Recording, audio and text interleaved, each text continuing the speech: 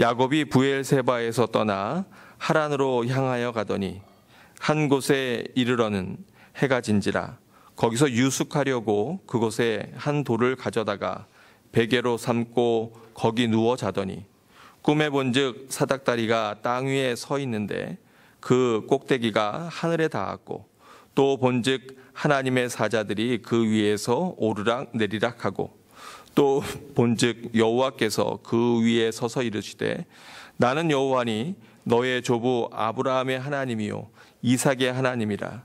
내가 누워있는 땅을 내가 너와 네 자손에게 주리니 네 자손이 땅의 티끌같이 되어 내가 서쪽과 동쪽과 북쪽과 남쪽으로 퍼져나갈지며 땅의 모든 족속이 너와 네 자손으로 말미암아 복을 받으리라. 내가 너와 함께 있어 내가 어디로 가든지 너를 지키며 너를 이끌어 이 땅으로 돌아오게 할지라. 내가 네게 허락한 것을 다 이루기까지 너를 떠나지 아니하리라 하신지라. 야곱이 잠이 깨어 이르되 여호와께서 과연 여기 계시거늘 내가 알지 못하였도다. 이에 두려워하여 이르되 두렵도다. 이곳이여 이것은 다름 아닌 하나님의 집이요 이는 하늘의 문이로다 하고 야곱이 아침에 일찍이 일어나 베개로 삼았던 돌을 가져다가 기둥으로 세우고 그 위에 기름을 붓고 그곳 이름을 베델이라 하였더라. 이 성의 옛 이름은 루스더라. 야곱이 서원하여 이르되 하나님이 나와 함께 계셔서 내가 가는 이 길에서 나를 지키시고 먹을 떡과 입을 옷을 주시어 내가 평안히 아버지 집으로 돌아가게 하시오면 여호와께서 나의 하나님이 되실 것이요 내가 기둥으로 세운 이 돌이 하나님의 집이 될 것이요 하나님께서 내게 주신 모든 것에서 10분의 1을 내가 반드시 하나님께 드리겠나이다 하였더라. 아멘. 감사합니다. 이렇게 말씀을 전할 수 있는 기회를 허락해 주시고 또 안수받은 목사로서 또 이렇게 사역을 시작할 수 있게 허락하신 하나님께 먼저 영광을 돌립니다. 제가 말씀을 묵상하면서 그 과정 가운데 이 말씀을 좀 나누면 어떨까 하는 그런 생각이 들어서 오늘 창세기 28장의 말씀, 또 야곱의 꿈 이라는 제목으로 야곱의 꿈을 꾸자라는 제목으로 말씀을 나누고자 합니다. 오늘 말씀은 성경에서 나오는 많은 잘 알려진 이야기 중에서 그 중에 우리들도 많이 듣고 들었던 이야기 중에 하나입니다. 오늘 본문으로 바로 야곱이 처음으로 하나님을 만나는 이야기죠. 비록 꿈이었지만 그 꿈을 통해서 야곱은 하나님의 약속하심을 보고 또 듣고 또 보고 그 마음 가운데 하나님의 자녀가 될 것임을 소원하는 것을 우리는 볼 수 있습니다. 그러면 야곱은 어떤 사람입니까? 선한 사람이었을까요? 하나님 보시기에 합당한 사람이었을까요? 아니면 하나님의 축복을 받을 만한 사람이었습니까? 야곱은 형 에서의 발꿈치를 잡고 태어났습니다. 형 에서는 사냥꾼이며 들사람이 되었고 야곱은 조용한 성격의 집에 있기를 좋아했습니다. 이삭과 그의 아내 리브가는 각각 그 아들들을 편애했던 것 같습니다. 이삭은 에서를, 리브가는 야곱을 사랑했다라고 성경은 말씀하고 있죠. 물론 부모로서 아들들을 전부 사랑했었겠지만 분명히 말씀 가운데 각 부모의 편애를 우리는 볼 수가 있습니다. 에서가 팥죽 한 그릇의 장자의 권리를 야곱에게 팔았던 것에서 보듯이 에서는 당장의 배고픔에 자신의 장자의 권리를 하찮게 여기고 장난하듯 야곱에게 넘깁니다. 반면에 야곱은 어떻습니까? 장자의 권리가 얼마나 귀한 것인가를 잘 알고 있었습니다. 그렇기 때문에 형 에서의 성격을 잘 알고 있는 야곱은 꾀를 내어 그 장자의 권리를 죽 한 그릇으로 사죠. 이렇게 야곱은 꾀가 많은 사람이었습니다. 에서 입장에서 보면 야곱은 교활한 사기꾼과도 같은 그러한 사람이었을 것 같습니다. 이런 야곱의 모습이 더 극명하게 나타난 것은 바로 눈이 얻은 아버지 이삭 앞에서 자신의 형 에서인 것처럼 연극하며 장자의 축복을 대신받는 그러한 장면일 것입니다. 하나님께서 이삭의 아비 아브라함에게 주셨던 그 축복의 약속을 이삭에게도 주셨습니다. 창세기 26장 3절로 4절의 말씀입니다.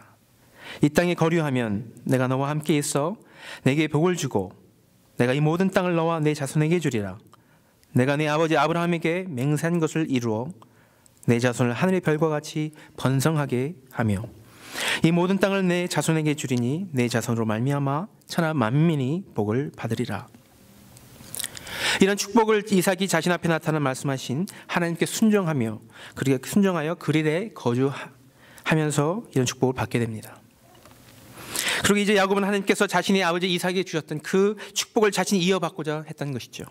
그 하나님의 축복이 얼마나 중요한가를 야곱은 잘 알고 있었기 때문에 그러했을 것입니다. 어찌 보면 이 축복을 가볍게 여긴 에서보다 간절히 그 축복을 소망했던 야곱에게 이 하나님의 축복이 더 합당한지도 모릅니다. 하지만 그 방법이 잘못되었음을 우리는 분명 말씀 가운데 알 수 있습니다. 이삭이 늙어서 언제 죽을지 모를 때에 에서에게 축복을 준비하고 있는 이삭의 말을 몰래 들은 아내 리브가가 에서가 아버지를 위해 사냥하러 나간 사이에 야곱에게 이삭으로부터 에서가 받을 축복을 대신 받게 하기 위해 모의를 합니다. 야곱은 어머니 리브가가 해준 이삭이 좋아하는 맛있는 별미를 가지고 털이 많은 에서처럼 보이기 위해서 염소 새끼의 가죽으로 손과 목을 덮고 아버지 이삭에게 에서인 양 말합니다. 그러자 이렇게 이삭은 이야기하죠. 목소리는 야곱의 목소리인데 손은 에서의 손이로다. 이삭은 끝내 분별하지 못하고 야곱에게 형 에서에게 줄 축복을 대신 주게 됩니다. 이렇듯 야곱은 교활한 방법으로 장자의 권리를 사고 아버지 이삭도 속이면서까지 그 장자의 축복을 이어받습니다. 이런 잘못된 방법으로 인해서 어떤 결과가 초래됩니까? 창세기 27장 41절에서 이렇게 이야기합니다. 그의 아버지가 야곱에게 축복한 그 축복으로 말미암아 에서가 야곱을 미워하여 심중에 이르기를 아버지를 곡할 때가 가까웠은즉 내가 내 아우 야곱을 죽이리라 하였더니. 그렇습니다. 형 에서의 마음이 동생 야곱을 죽이고 싶을 만큼 아주 커다란 그러한 미움으로 가득 차 있었고 그런 분노와 중얼을 간직한 채 아비 이삭이 세상을 떠날 날만을 기다리고 있는 그러한 에서의 모습을 우리는 봅니다. 이런 에서의 마음을 알게 되는 리브가의 그 권유로 인해서 야곱은 결국 집을 떠나 그 리브가의 오빠 즉 야곱의 삼촌인 라반의 집으로 피신하게 되죠. 그리고 그곳에서 에서의 분노가 그리고 증오가 사라질 때까지 기다려야 하는 처지가 되어버립니다. 야곱이 형 에서에게 장자의 그 축복을 사지 않았더라면 아버지 이삭을 속여 장자의 축복을 받지 않았더라면 어찌 되었을까 생각해 봅니다. 장자권이 없다고 야곱이 축복을 받지 못했을까요? 창세기 25장 23절은 이렇게 말합니다. 여호와께서 그에게 이르시되 두 국민이 내 태정에 있구나. 두 민족이 내 복중에서부터 나누이리라. 이 족속이 저 족속보다 강하겠고 큰 자가 어린 자를 섬기리라 하셨더라. 이렇게 이미 리브가에게 약속하셨으므로 야곱과 리브가가 잘못된 방법으로 장자의 권리 그리고 이삭의 축복을 받지 않았더라도 하나님께서 분명 그런 축복의 약속을 야곱에게 주셨을 것입니다. 우리가 성경을 보듯이 꼭 장자만의 축복을 받지는 않았습니다. 가인과 아벨의 경우에도 그렇습니다. 아벨의 제사를 받았고 형된 가인의 제사는 받아주시지 않으셨지요. 결국 가인이 아벨을 죽이게 되고 끝내 그 축복은 또 다른 형제인 셋이 받게 됩니다. 또한 형 이스마엘이 아닌 이삭의 축복을 받은 것처럼 그 또한 또 요셉이 많은 형들이 있는 그 가운데서도 요셉이 축복을 받은 것처럼 그리고 야곱이 죽을 때에 장자 루벤이 아닌 유다에게 축복을 주신 것처럼 하나님의 은혜의 섭리는 자연적 권리가 아닌 은혜를 받을 만한 이유 없는 사람들에게 주신 그러한 하나님의 사랑의 마음일 것입니다. 로마서 9장 10절로 13절에서는 이렇게 말씀합니다. 그뿐 아니라 또한 리브가가 우리 조상 이삭 한 사람으로 말미암아 임신하였는데 그 자식들이 아직 나지도 아니하고 무슨 선이나 악을 행하지 아니한 때에 택하심을 따라 되는 하나님의 뜻이 행위로 말미암지 않고 오직 부르시는 이로 말미암아 서게 하려 하사 리브가에게 이르시되 큰 자가 어린 자를 섬기리라 하셨나니 기록된 바 내가 야곱은 사랑하고 에서는 미워하였다 하심과 같으니라. 그렇습니다. 야곱이 향유한 그 축복은 그의 행동으로 얻은 결과가 아니라 하나님의 자유롭고 주권적인 부르심에 근거한 것입니다. 하나님께서 야곱을 이미 선택하시기로 하셨기 때문에 그렇습니다. 그렇게 리브가와 야곱은 하나님의 이런 마음을 제대로 알지 못하고 인간의 방법으로 얻으려 했던 것이죠. 하지만 하나님께서는 이러한 잘못한 야곱도 다듬어 쓰신 분이었습니다. 물론 그 잘못으로 오랜 세월을 타향에서 보내며 고생했었지만 하나님께서는 그 야곱을 위한 계획을 그대로 이루셨습니다. 야곱과 에서는 둘 다 부족한 사람이었을 것입니다. 누가 선택되었다 하더라도 하나님께서는 다듬어서 쓰셨을 것입니다. 결국 야곱의 삼촌 라반이 있는 그 밧단 아람으로 출발하기 전에 이삭은 자신이 받은 아브라함의 축복을 야곱에게 주게 됩니다. 그리고 자신의 고향 브엘세바에서 하란으로 길을 떠납니다. 길을 떠나는 야곱의 마음은 어땠을까요? 도피하는 마음으로 고향을 떠나는 그의 마음은 어땠을까요? 고향을 떠나는 것, 특히 제대로 준비하지 못하고 급히 떠날 때에는 그 마음이 더 괴로울 것 같습니다. 캐나다에 사는 우리들에게는 고향을 떠나는 마음이 어느 정도 이해가 될 것 같습니다. 제가 약 23년 전 이민 올 때를 생각해 보면 들때 있었던 저의 모습이 생각이 납니다. 전 대학 졸업식만을 앞두고 부모님과 동생들과 함께 밴쿠버로 왔습니다. 졸업식을 하지 못하고 온 것이 아쉬움에 남았던 것 말고는 큰 고민은 없었습니다. 물론 영어에 대한 걱정이 있었지만 또 새로운 곳에 대한 동경과 살기 좋다고 소문난 밴쿠버에 온다는 이사한다는 약간의 설레임을 갖기에 그런 충분한 조건이었습니다. 물론 두려움도 있었습니다. 언어적인 어려움이나 문화적인 거부감이라든지 다른 여러 인종의 사람을 만난다는 것, 또 새로운 삶을 낯선 곳에서 개척해야 하는 그런 부담감, 여러 생각들이 있었던 것 같습니다. 여기 계신 많은 분들도 공감하는 바이라 생각이 됩니다. 고향을 떠나 타향살이를 한다는 것은 인생에 있어 아주 큰 결정이자 아주 중요한 결정임에는 틀림없습니다.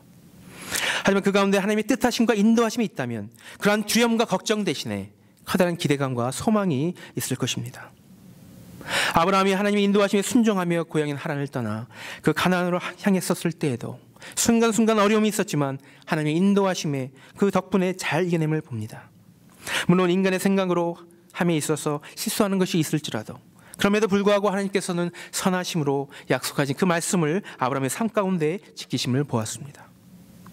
야곱에게도 아브라함이 축복이 임했지만 잘못된 방법으로 인해 어려운 길을 가야 했습니다. 삼촌 라반의 집에서 그 오랜 시간 동안에 그 노예가 기다리고 있음을 우리는 잘 알고 있죠. 물론 그 가운데에서도 소망과 기쁨이 있어서 이겨낼 수 있었겠지만 그래도 하지 않아도 되었을 그 어려운 그 길을 자신의 잘못 때문에 겪게 됩니다. 이렇게 고향을 떠나서 타향살이를 앞두고 먼 길을 떠나는 야곱을 위로하시려고 하나님께서는 그 야곱의 꿈에 나타나시어 아브라함과 이삭의 그 축복을 다시 한번 확인시켜 주십니다. 그리고 그 확신을 갖고 야곱은 살아가게 되죠. 아마도 그 삼촌의 집에서의 그 어려운 시간을 이 하나님의 약속을 기억하며 이겨냈을지도 모릅니다. 하나님의 선택하신 리더들의 면면을 보면 어딘가 부족했던 모습들을 보게 됩니다. 믿음의 조상 아브라함은 어땠습니까? 하나님께 한평생 믿음으로 순종하며 살아간 그이지만 이삭을 주시는 그 약속을 기다리지 못하고 하갈을 통해서 이스마엘을 낳았습니다. 그로 인해 가족들 사이에 분란이 생겼음을 우리는 알지요. 야곱의 아들 요셉은 어떠했습니까? 총명하고 하나님 말씀대로 살았던 그이지만 하나님께서 보여주신 그 꿈을 가족들에게 설명할 때 그것을 듣는 가족들의 마음을 헤아리지 못함으로 형제들에게 시기를 받았습니다. 그러면 모세는 어땠지요? 모세를 부르시는 하나님 앞에서 그는 담대하지만 무모하게 자신의 약함을 드러내며 부르심에 주저하는 모세의 모습을 우리는 기억합니다. 하나님 앞에서 여러 가지 이유를 들면서 부르심에 바로 순종하지 못한 모습을 봅니다. 하나님께서 함께 하실 때 어떤 어려움도 문제도 아무것도 아닌 것이 될 텐데 모세는 계속 자신의 약함을 드러내며 하나님께 온전히 의지하지 못하며 이렇게 이야기합니다. 오 주여, 난 본래 말을 잘하지 못하는 자니이다. 주께서 주의 종에게 명령하신 후에도 역시 그러하니 나는 입이 뻣뻣하고 혀가 둔한 자니이다. 그리고 계속 이렇게 이야기합니다. 오 주여, 보낼 만한 자를 보내소서. 끝내 모세는 하나님을 노하게 합니다. 하지만 하나님께서는 그래도 모세의 형 아론을 끝내 그에게 붙이시고 아론이 모세를 도울 것이다 라고 하시면서 모세를 끝내 포기하지 않으십니다. 이렇게 하나님께서는 자신이 선택한 이들을 포기하지 않으시고 사용하십니다. 모세의 부족함을 하나님께 온전히 의지 못하는 모세를 통해서 우리의 모습을 보게 됩니다. 우리는 하나님 아버지께 온전히 의지하고 있습니까? 부르심에 순종하고 있습니까? 우리의 믿음이 온전한 반석에 서 있습니까? 다윗 왕도 마찬가지였습니다. 그는 하나님이 사랑하시는 그 선택받은 왕이었지만 우리아의 아내 밧세바를 범함으로 인해서 죄를 짓게 됩니다. 하지만 그가 주님께 회개하고 돌이킬 때에 하나님의 축복이 계속됨을 우리는 봅니다. 그를 위대한 왕으로 계속 쓰심을 보죠. 하지만 죄의 결과는 밧세바를 통해 얻었던 그 아이를 잃는 것이었고 그리고 그 후에 자식들 간의 암투로 인해서 압살론의 반역과 그의 죽음으로 그 죄의 결과가 큰 아픔으로 다윗에게 다가왔음을 우리는 알고 있습니다. 이러한 부족한 사람들을 통해서 하나님께서는 자신이 계획하심을 이루셨습니다. 그리고 지금도 그리고 앞으로도 이루실 것입니다. 저의 경우를 보아도 그렇습니다. 저같이 한참 부족한 일을 하나님 나라의 종으로 쓰시는 것을 보았을 때도 그렇습니다. 제게는 참 감사한 일이죠. 저는 못된 신앙으로 믿는 크리스찬 가정에서 태어나 그렇게 자랐습니다. 제 조모님의 어머니 때부터 예수를 믿어온 그러한 가정에서 자랐죠. 하지만 모든 자녀들이 하나님의 자녀가 되지는 못한 것 같습니다. 저도 마찬가지였습니다. 교회는 다녔지만 예수를 믿는다고 내 자신에게 다짐하고 그렇게 살아갔지만 내 삶은 믿음의 본이 되지 못한 그런 삶이었습니다. 제가 O형이라고 하면 놀라는 사람이 많이 있습니다. 내성적이고 남들 앞에서 말 한 번 제대로 하지 못하고 얼굴이 빨개지는 그런 소년이었습니다. 커서도 세상의 즐거움을 먼저 쫓던 사람이었죠. 그리고 쉽게 유혹에 넘어져 죄 가운데 빠져 살아가던 이가 바로 나의 모습이었습니다. 한국에서 제 아내를 만나고 결혼하고 가정을 이루고 다시 믿음 생활을 하게 되었을 때에도 말씀과 그 기도를 삼하는 마음이 적었습니다. 나의 즐거움이 우선이었습니다. 하지만 나의 부족함을 아는 저에게 남 앞에서 기도하는 것을 싫어하던 저를 주님께서 부르셨습니다. 세상에서 방황하던 나를 주님께서 부르셨습니다. 지금 생각해보면 한 번에 되어진 것이 아니라 차근차근 나를 만지시고 다듬어 가시는 하나님의 마음과 계획하심을 보게 됩니다.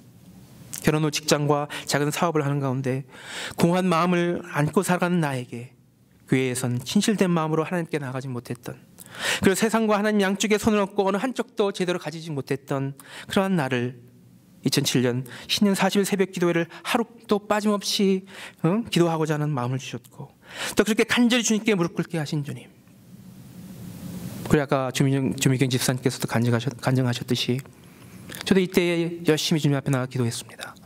주님께서 만나달라고 그렇게 기도했습니다. 그러자 이 40일 기도의 끝자락에 주님께서 저를 만나주셨고 내 인생이 바뀌었습니다. 그 주님께서 그 이후에 점차 나를 만지심으로 인해 나의 삶은 점차 변해갔습니다. 주님을 알고 싶어 말씀 공부할 수 있는 자리를 찾았고, 또 좋은 아빠가 되고 싶어서 아버지 학교를 찾았고, 하나님의 자녀로서 뭔가 해보고 싶은 마음을 주셨고, 그런 마음으로 하나둘 찾아가며 배워갔습니다. 그리고 2008년 나의 인생에서 가장 중요한 결정을 하게 됩니다. 신앙을 공부하고자 하는 마음을 주시고 기도하는 가운데 2009년 미국으로 유학을 하게 되죠. 하지만 이것은 아주 시작 중의 시작이었을 따름이었습니다. 5년간의 그 유학 중에서 그동안 주저함과 내 자신의 부족함을 핑계삼아 멀리했던 그 섬김을 시작하게 되었습니다. 한 교회 한어 중고등부 교사로 2년 반, 그리고 행정 전도사로 1년을 그렇게 사역의 시간을 마무리하고 부모님이 계신 캐나다로 다시 돌아와서도 하나님께서는 계속해서 저를 훈련시키셨습니다.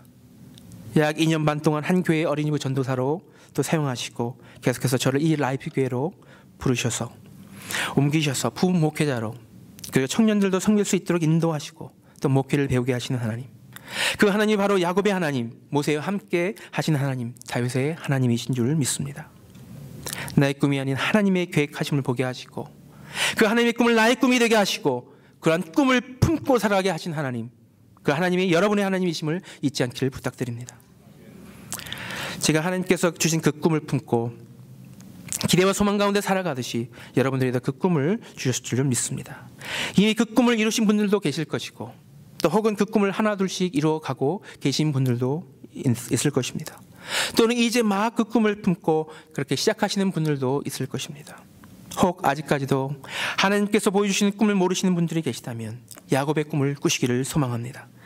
하나님께서 야곱의 꿈에 나타나셔서 축복의 약속을 보여주셨듯이 주님께 야곱의 꿈처럼 주님 주시는 그 비전을 품을 수 있도록 기도하는 저와 여러분 되시기를 주님의 이름으로 축복합니다.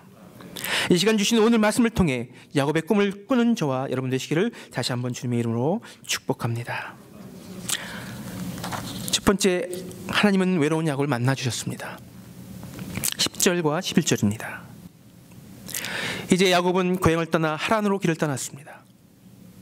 정든 고향을 떠나 자기를 사랑하는 부모를 떠나서 자신을 미워하게 된 형 에서를 떠나서 그 먼 길을 떠납니다. 그 거리는 약 900km 정도 되었던 것 같습니다. 그 먼 길을 떠납니다. 그 거리는 바로 그 정도의 거리는 약 한 달 정도 되는 거리일 터인데, 오늘 본문에서 나오는 베델은 부엘세바에서 약 100km 정도 떨어졌던 곳이라고 합니다. 며칠을 걸어서 베델에 도착하니 어느덧 해가 지기 시작합니다. 이제 잘 곳을 찾아야 합니다. 여관이라도 있었으면 좋겠습니다. 노잣돈이 없는 사람이라면 이러한 것도 욕심이었겠지만 아마도 야곱을 사랑한 어머니 리브가가 어느 정도 노잣돈을 챙겨주었을 것입니다. 하지만 야곱이 하룻밤을 자야 하는 그곳에는 안타깝게도 묵을 만한 숙소는 없어 보입니다. 피곤한 몸을 눕히기 위해 잠자리를 정돈해 봅니다. 베개로 삼을 게 있나 둘러보다 한 돌이 눈에 들어옵니다. 머리 크게 적당해 보입니다. 이제 진짜로 잠을 청해야겠습니다. 아직도 갈 길이 멀기에 내일 아침 일찍 다시 길을 떠나야 하기에 어떻게든 잠을 청해야 합니다. 그 돌을 베개 삼아 잠이 듭니다. 잠이 드는 야곱에겐 위로가 필요합니다. 정든 가족을 떠나 홀로 있기에 자신의 미래가 암울한 것 같다 걱정입니다. 언제 형 에서에게 잡혀서 죽임을 당할지 모르기에 더 두렵습니다. 장자의 권리가 이젠 웬 말입니까? 하나님의 축복도 눈에 보이지 않으니 큰 위로가 되지 않습니다. 내 마음을 위로해줄 사람이 진정 있을까? 아마도 이러한 마음이었을 것 같습니다. 이러한 야곱에게 하나님께서는 위로의 말씀을, 그 축복의 재확인을 꿈을 통해서 주심으로 위로하십니다. 12절과 13절 앞부분을 보겠습니다. 꿈에 본즉 사닥다리가 땅 위에 서 있는데 그 꼭대기가 하늘에 닿았고 또 본즉 하나님의 사자들이 그 위에서 오르락내리락하고 또 본즉 여호와께서 그 위에 서서 이르시되 나는 여호와니 너의 조부 아브라함의 하나님이요 이삭의 하나님이라. 이제 야곱은 꿈을 꿉니다. 하나님께서 보실 은혜의 꿈을 꿉니다. 자신이 원해서가 아니라 하나님께서 야곱을 선택하셨기 때문에 하나님께서 야곱이 하나님께 주신 그 꿈을 품고 살아가길 원하셨기 때문에 꿈을 통해 하나님은 야곱을 만나주십니다. 야곱은 비록 꿈을 통해서지만 뚜렷이 봅니다. 사닥다리가 땅에서부터 하늘까지 닿아 있습니다. 그뿐만 아니었습니다. 하나님의 사자들이 오르락내리락 움직이는 것이 보입니다. 그런데 그 가운데 맨 위에 누군가 서 있습니다. 그분이 말씀하십니다. 나는 여호와니 아브라함의 하나님이며 이삭의 하나님이라. 이제 야곱은 하나님을 직접 만나는 은혜를 입었습니다. 자신을 선택하신 하나님을 만나는 은총을 입었습니다. 그 하나님께서 야곱을 위로하고자 하십니다. 너의 조부 아브라함에게 약속했던 것처럼 너의 아비 이삭에게 약속했던 것처럼 동일한 축복을 너에게 약속하노라. 이렇게 주님은 외로움과 두려움 가운데 있는 야곱에 나타나시오. 아브라함과 이삭의 축복을 그에게 확인시켜 주셨습니다. 그 언약의 확인으로 야곱을 위로하시고 격려하셨습니다. 이러한 야곱이 만난 하나님을 우리의 삶을 통해 만나고 동행하는 저와 여러분 되시길 주님의 이름으로 축원합니다. 두 번째로 하나님은 야곱에게 언약의 말씀을 확인시켜 주셨습니다. 13절 하단부터 15절까지의 말씀입니다. 내가 누워있는 땅을 내가 너와 내 자손에게 주리니 내 자손이 땅의 티끌같이 되어 내가 서쪽과 동쪽과 북쪽과 남쪽으로 퍼져나갈지며 땅의 모든 족속이 너와 내 자손으로 말미암아 복을 받으리라. 내가 너와 함께 있어 내가 어디로 가든지 너를 지키며 너를 이끌어 이 땅으로 돌아오게 할지라. 내가 내게 허락한 것을 다 이루기까지 너를 떠나지 아니하리라 하신지라. 아멘. 하나님께서는 믿음의 조상 아브라함과 이삭에게 주셨던 그 축복의 약속을 동일하게 야곱에게 주실 것임을 확인시켜 주셨습니다. 야곱을 만나 주신 것도 축복일 터인데 축복의 말씀까지도 그에게 주신 것이죠. 그만큼 하나님께서는 자신이 선택한 야곱을 사랑하셨습니다. 그리고 이렇게 약속하셨죠. 야곱과 야곱의 자손에게 땅을 주시겠다. 야곱의 자손이 땅의 티끌같이 전 세계에 퍼질 것이다 라고 약속하셨고, 그리고 야곱의 자손이 이 세상에서 축복의 통로가 될 것임을 약속하셨습니다. 그리고 야곱에게도 개인적으로 또 이같이 약속하셨습니다. 너와 함께 있겠다. 네가 어디를 가든지 보호해 줄 것이다. 네가 어디를 가든지 인도해 주고 약속의 땅으로 돌아오게 하겠다. 그리고 너를 통해 이룰 것을 다 이루기까지 너를 떠나지 않겠다라고 말씀하셨습니다. 그렇습니다. 하나님께서는 야곱의 조상들에게 하셨던 그 동일한 약속을 야곱에게 주실 것임을 확인시켜 주셨습니다. 아브라함에게 주셨던 그 복과 그 자손의 번창과 약속의 땅을 야곱에게도 주신다는 것이지요. 그리고 더 나아가서는 야곱에게 개인에게도 특별한 약속을 더하십니다. 외롭고 피곤한 두려움이 가득한 미래를 안고 걸어가는 그 길 가운데 주님께서는 야곱을 위로하시고 축복하시며 그의 미래를 보장하고 계신 것입니다. 내가 너와 함께 있으니 걱정하지 않아도 된다. 내가 어디를 가든지 내가 너를 지켜주겠다. 어떤 어려움과 환난이 있다 할지라도 내가 너를 보호해 줄 터니 너는 내 손을 붙잡고 내게 의지하고 기쁨으로 나아가면 된단다. 그리고 결국엔 내가 약속한 모든 것을 너는 갖게 될 것이다. 널 통해서 내가 이루고자 하는 일들이 이루어지는 것을 너는 보게 될 것이다. 난 결코 너를 떠나지 않을 것이다. 이렇게 말씀하시는 주님, 이렇게 야곱에게 말씀하시는 주님의 말씀을 동일하게 받으시는 저와 여러분 되시길 주님의 이름으로 축복합니다. 저도 마찬가지입니다.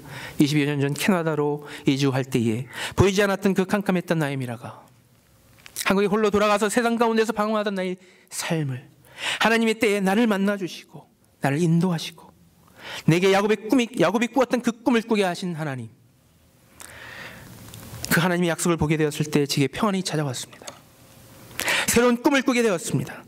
하나님의 도구로 쓰임받고자 하는 마음을 갖게 되었고, 그리고 나의 연약함을 변명삼아 피했던 모든 순간들을 하나님께 의지하며 이겨내게 되었습니다. 기도의 자리를 찾게 되었고 예배의 자리를 사모하게 되었고 긍휼한 마음으로 살고자 하는 그러한 노력하며 살게 되었습니다. 아직도 많이 부족한 것이 사실이지만 포기하지 않으시고 나를 만나주신 주님께 감사의 삶을 드릴 수 있게 인도하셨습니다. 그리고 야곱에게 아브라함의 약속을 확인시킴으로 위로하신 주께서 저에게도 동일하게 그 약속을 보이시고 야곱의 꿈을 매일매일의 삶 가운데 꾸게 하심으로 살아갈 이유를 제게 주셨습니다. 그 하나님께 감사와 영광을 돌립니다. 여러분들도 주님이 주신 그 꿈을 꾸시길 소망합니다. 그 꿈을 꾸며 인생을 하나님의 인도하심에 의지하며 살아가시길 기도합니다. 어떤 어려움 가운데서도 약속하심을 저버리지 않으시는 하나님을 온전히 믿으시기 바랍니다. 그 하나님이 아브라함과 이삭과 야곱의 하나님이시고 저와 여러분의 하나님이심을 믿는 저와 여러분 되시길 주님의 이름으로 기도합니다.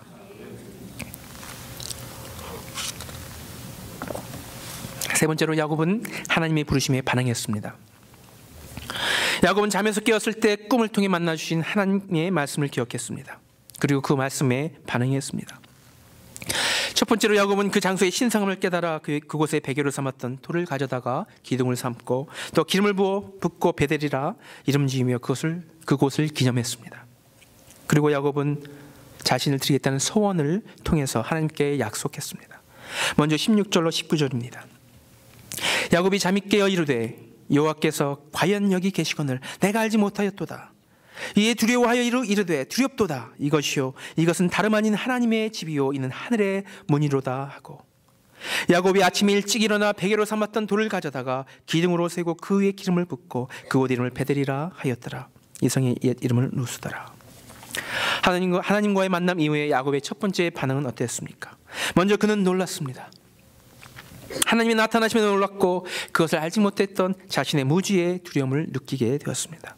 17절에서 보면 한글 성경에서는 두려움을 두 번 반복했지만 NIV 영어 성경을 보게 되면 두 번째 두려움은 놀라움, awesome이라고 번역이 되어 있습니다.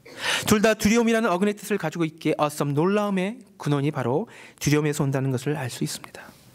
야곱은 아무것도 모른 채 하나님의 성스러운 땅을 자신도 모르게 들었었다는 그것을 알게 되자 그는 놀라움과 두려움에 떨었습니다. 그래서 야곱은 그곳을 하나님의 집이라 불렀고 꿈에서 보았듯이 하늘의 문으로 연결되어 있었기 때문에 하늘의 문이라 그렇게 칭하였습니다. 하나님 앞에서 두려움에 떠는 것은 당연한 일일 것입니다. 야곱은 거룩한 하나님 앞에 서면 아무도 살 수 없음을 잘 알고 있었을 것입니다. 그런 하나님께서 자신을 만나주신 것 얼마나 감사한 일인가요? 그리고 야곱의 그 다음 반응을 보면 더욱 놀라지 않을 수 없습니다. 그는 담대히 하나님께서 약속하신 꿈을 믿으며 그 하나님을 의지하며 그것을 기념하고자 했습니다. 단지 두려움에 떤 것이 아니라 하나님을 향한 믿음이 있었습니다. 그는 그런 하나님을 믿고 의지하며 기념하고자 그는 아침에 일어나자마자 즉각적으로 베개로 삼았던 돌을 가져다가 기둥을 세우고 기름을 붓고 또 그곳을 기념했습니다. 아브라함이 하나님과 만난 후 제단을 쌓았던 것처럼, 그리고 이삭이 하나님과 만난 후 부엘세바에서 제단을 쌓았던 것처럼 그렇게 야곱도 하나님을 만난 후 그것을 기념했습니다. 이렇게 하나님께서 야곱에게 주신 그 말씀에 대한 순종이 야곱의 반응에 잘 나타나 있습니다. 그리고 야곱은 그 장소를 하나님의 집이라고 뜻하는 베델이라고 이름을 붙였습니다. 그러면 야곱의 두 번째 반응은 어떤 것이었습니까? 20절에서 22절 말씀입니다. 야곱이 소원하여 이르되 하나님이 나와 함께 계셔서 내가 가는 이 길에서 나를 지키시고 먹을 떡과 입을 옷을 주시어 내가 평안히 아버지 집으로 돌아가게 하시오면 여호와께서 나의 하나님이 되실 것이요 내가 기둥으로 세운 이돌이 하나님의 집이 될 것이요 하나님께서 내게 주신 모든 것에서 10분의 1을 내가 반드시 하나님께 드리겠나이다 하였더라. 그렇습니다. 야곱은 하나님께 소원을 했습니다. 어찌 보면 무리한 것 같습니다. 왜냐하면 야곱은 하나님께 조건을 걸었기 때문입니다. 하나님께서 자신과 함께 하시고 자신을 지켜주시고 먹을 것과 입을 것을 주시고 끝내는 다시 고향으로 인도해 주셔야만 자신의 하나님으로 여길 것이다 라고 말하는 것 같습니다. 하지만 이것은 하나님께서 야곱에게 하신 약속의 거듭된 확인인 것입니다.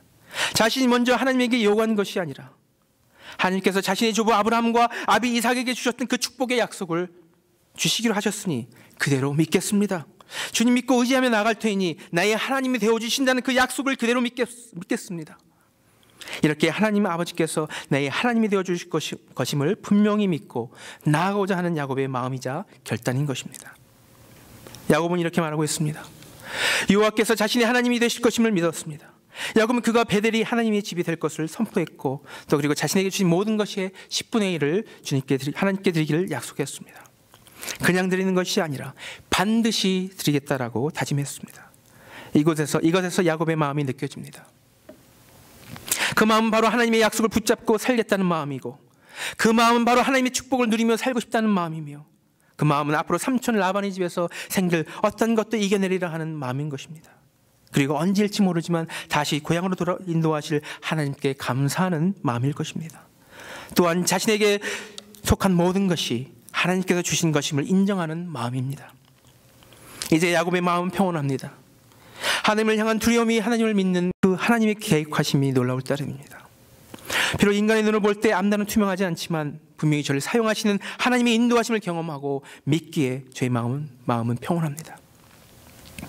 나의 삶을 통해 비록 방황함이 있었지만 하나님의 경외할 수 있는 마음을 주셨기에 감사할 따름입니다. 그리고 나의 삶을 드리겠다는 마음을 주셨기에 감사한 지난 10여 년이었습니다. 여러분들 한 사람 한 사람에게도 하나님의 계획하심이 분명히 있음을 믿으시기 바랍니다. 그 때의 차이가 있을지언정 하나님께서 하나님의 자녀된 여러분들의 삶 가운데 동행하시며 매 순간마다 역사하시며 야곱에게 부어주신 그 축복을 동일하게 부어주실 것을 믿으시기 바랍니다. 야곱의 꿈을 꾸십시오. 그리고 하나님께서 주신 약속하신 그 약속을 믿고 매 순간마다 그 삶 가운데 승리하며 기쁨의 감격을 경험하는 저와 여러분 되시길 주님의 이름으로 축복합니다. 말씀을 정리하겠습니다. 오늘 말씀을 통해서 하나님께서 외로운 가운데 있는 야곱을 만나 주셨습니다. 그리고 그 야곱에게 꿈을 주셨습니다. 그 꿈을 통해서 축복의 약속을 주셨습니다. 그리고 야곱은 그러한 하나님 말씀에 순종함으로 반응했습니다. 야곱의 순종이 그의 평생에 하나님의 축복을 보정받게 하였습니다. 비록 인간의 눈으로 볼 때에 연약하고 꾀가 많은 사람이었지만 그를 다듬어 사용하셨습니다. 야곱이 이제 고향으로 돌아가는 중에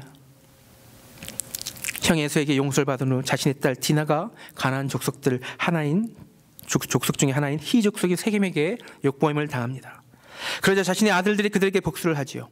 그리고 가나안 족속들의 위협을 느끼자 바로 그때에 야곱이 하나님의 인도하심을 듣고 아들들에게 말합니다. 창세기 35장 3절입니다. 우리가 일어나 베델로 올라가자. 내 환난 날에 내게 응답하시며 내가 가는 길에서 나와 함께 하신 하나님께 내가 거기서 제단을 쌓으려 하노라. 아멘. 가나안 족속들의 위협을 피하고자 하나님의 인도하심 따라 다시 베델을 찾았습니다. 그곳에서 하나님께서 함께 하심을 다시 한번 확인합니다. 하나님께서 야곱과 야곱의 가족들을 가나안 족속들로부터 지켜주셨습니다. 그렇습니다. 우리는 매 순간마다 하나님께 의지할 수밖에 없는 존재임을 우리는 잊지 말아야 하겠습니다. 하나님께서 그의 아들 예수 그리스도를 통해서 우리에게 허락하신 구원의 감격과 기쁨을 잊지 말아야 하겠습니다. 매 순간마다 그 기쁨 가운데 살기를 소망해야 할 줄 믿습니다. 그리고 야곱이 하나님의 축복에 반응했던 그 모습을 통해서 세 가지를 생각해 보고자 합니다. 첫 번째로 우리에게는 회개와 자기 돌아봄이 있어야 하겠습니다. 자신의 모습을 돌아볼 때에 자신의 잘못을 알 수 있게 되고 하나님 앞에서 나의 죄를 회개할 수 있으면 그러합니다. 우리의 삶 가운데 회개가 없다면 어찌 되겠습니까? 하나님의 인도하심에 따라 변화되는 삶을 살아갈 수 없을 것입니다. 그렇게 우리는 회개의 삶을 살아야 할 것입니다. 두 번째로 우리는 하나님을 경외하여야 합니다. 경외하는 것이 무엇입니까? 하나님 앞에서라면 두려움을 아래한다는 것입니다. 내 앞에 계신 분이 하나님이라면 나는 두려워서 아무것도 할 수 없음을 고백해야 하는 것이죠. 그럴 때에 사랑의 하나님께서 우리를 선하심으로 우리의 인도자가 되어주실 것입니다. 세 번째로 우리는 매일 삶 가운데 하나님을 기념해야 합니다. 무슨 말입니까? 하나님의 인도하심 따라 살고자 하는 마음을 가져야 하는 것이죠. 그런 마음을 갖게 된다면 말씀과 기도 생활 등으로 하나님께서 나의 인도자 되심을, 나의 하나님 되심을 잊지 않고 그의 인도하심에 순종하는 마음으로 살아갈 수 있을 것입니다. 하나님께서 야곱에게 주신 그 약속을 기억하기를 소망합니다.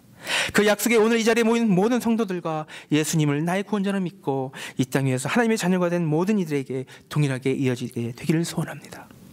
그래서 하나님께서 예수 그리스도를 통해 우리에게 약속하신 그 구원의 감격을 매일매일 그 삶 가운데 기쁨으로 감사함으로 경험하는 저와 여러분 되시기를 주님의 이름으로 축복합니다. 기도하겠습니다.